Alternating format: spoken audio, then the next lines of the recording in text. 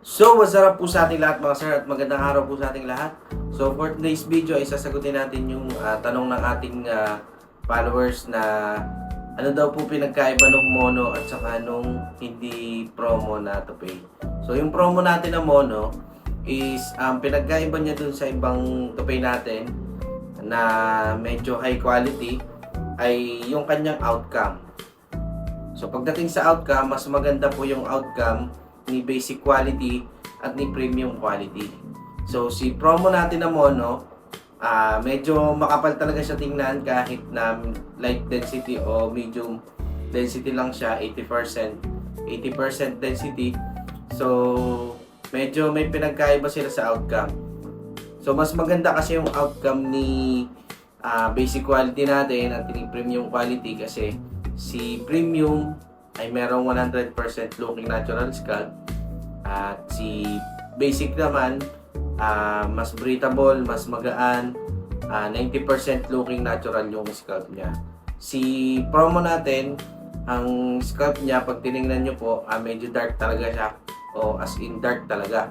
So wala siyang makikita na parang yung may anit na kagaya ni premium at ni basic. So nasa estimate ko nasa 70% looking natural scalp lang yung kay mono natin. Dating naman sa hairstyle, si promo, pwede mo lang siya i-bangs, no? Pwede mo siya medyo i-brush up, pero yung brush up na as in talaga na parang slip back, hindi mo siya magaganon kasi black straight line yung kanyang front.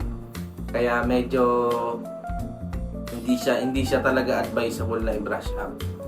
Kung gusto niyo na nababrush up, mag-go kayo doon sa ating basic quality at yung ating premium quality. So, any hairstyle doon pwede. Huwag lang kalbo. Huwag lang semi-kalbo kasi magpapa-semi-kalbo. Magtotopay ka pa, magpapa-semi-kalbo ka din. So, huwag.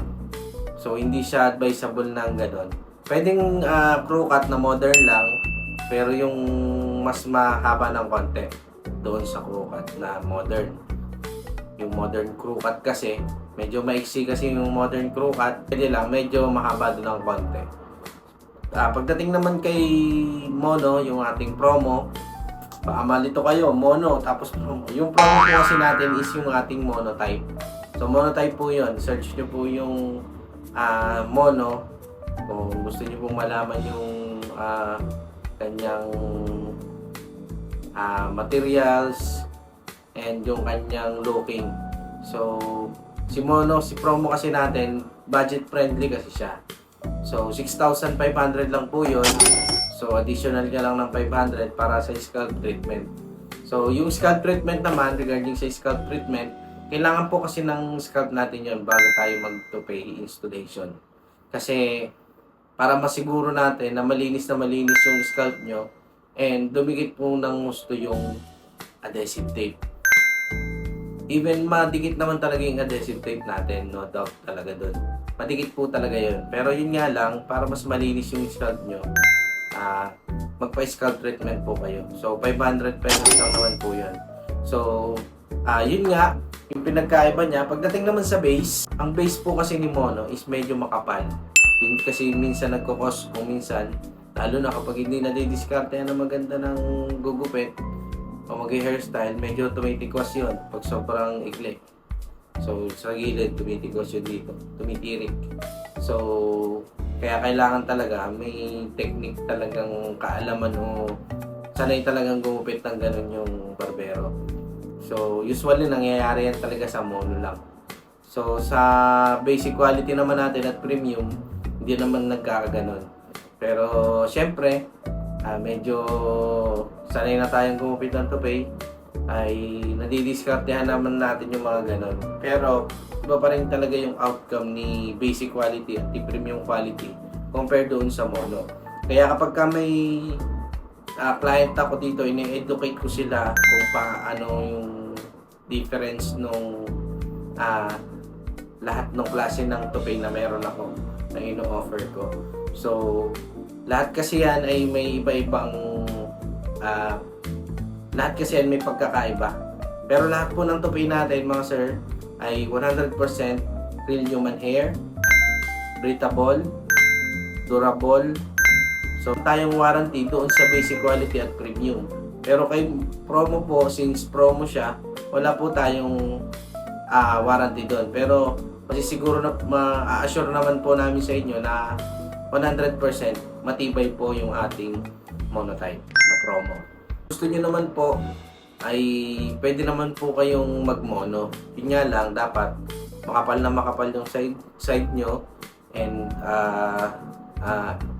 wag po kayong mag-expect ng too much kasi yun yung common mistake ng mga nagpapa-install na may nakita na ganito, sobrang mura.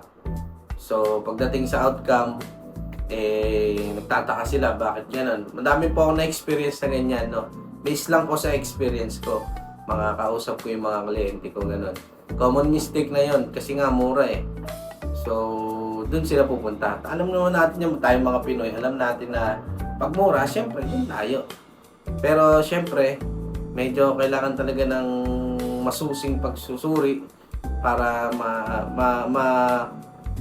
maangkop sa atin yung tupay. Kailangan natin itanong kung pwede ba, babagay ba, o talagang fit ba talaga sa atin yung gano'n.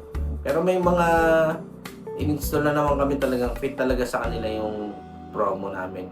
So actually, naubos na nga yung stock namin yung promo na yan eh. Kasi mura lang po yung promo namin na yun. So 6,500 meron ka ng to pay. So dati kasi na medyo mahal talaga yung to pay at talaga nagkokos talaga. Bago ka maka-avail ng to pay ay kailangan mong gumastos na malaki. So meron 15,000, pero merong masigit pa doon, may 30,000 pa nga eh. May 50,000 pa. Yan sa mga kilala natin na installer.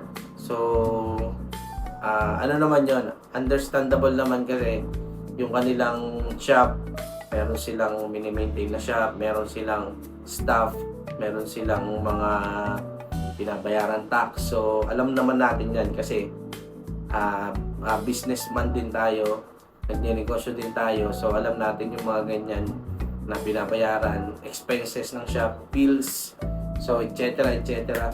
Kaya siguro umaabot sila sa punto na gano'n ang price nila. Meron pa nagre-renta ng shop. So dito kasi sa amin, dito sa Morong, so hindi naman ako dito nagre-rent.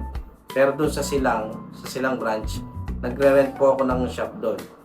And nagbabayad kami ng tax. So napakasakit yung tax mga sir talaga. Sobra. So yun lang. So yun lang yung pinagkaiba niya. At bago ko makalimutan mga sir, nandyan po kami sa Cebu City, July 19 and 20. So sa 19, 5 PM na lang po yung available. Kasi nag-cancel yung isa naming client kasi meron daw siyang travel. So emergency, hindi siya makakaindi doon. So meron tayong available na 5 PM sa July 19. Sa July 20 naman, 8 AM at saka po 1 PM yung available. So yun lang mga sir. At sana ay nasagot ko yung katanungan niya. So yun lang, magandang araw po sa ating lahat. Hanggang sa muli.